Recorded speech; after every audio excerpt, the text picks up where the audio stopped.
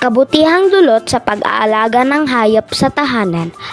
Ang pag-aalaga ng hayop sa bahay ay maraming may dudulot na kabutihan. Ito ay nakakabuti ng ating kalusugan. Ito rin ay matuturing na isang magandang kasama sa bahay. Ang pag-aalaga din ng hayop sa bahay ay Number 1. Nakapagbibigay ng saya at nakaalis ng inip. Ayon sa pag-aaral, ang pag-aalaga ng hayop ay nakakabawas o nakakatanggal ng stress. Nakakababa din ito ng presyo ng dugo kaya maging stress-free ang sinumang may mga nakakatuwang alaga. Number 2. Nakapagpabuti sa kalusugan. Ang pag-aalaga ng pusa, aso, koneho at ibon ay nakakatanggal ng lungkot. Tiyak na masisiyahan ka sa pagtingin at pag-aalaga sa kanila.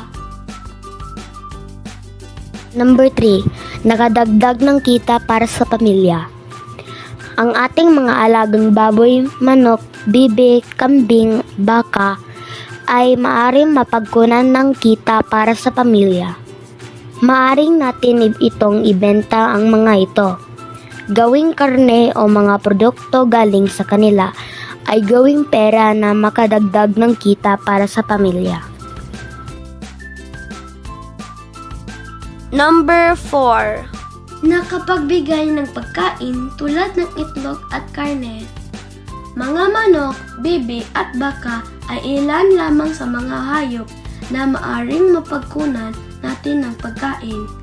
Maari natin silang gawing karne o mga produkto na galing sa kanila. Katulad ng itlog at gatas ay maari nating gawing pagkain sa ating hapagkainan. Number 5. Nakakatulong sa tao.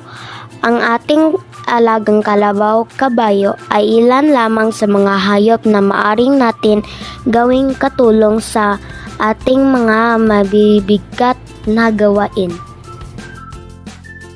Ang pag-aalaga ng hayop sa bahay ay nakapagbibigay ito ng pagkakataong mag-ehersisyo. Ito din ay nagiging mabuting kasama sa bahay.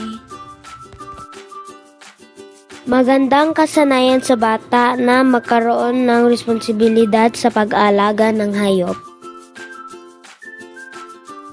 At nagkakaroon din ng interaksyon sa mga tao.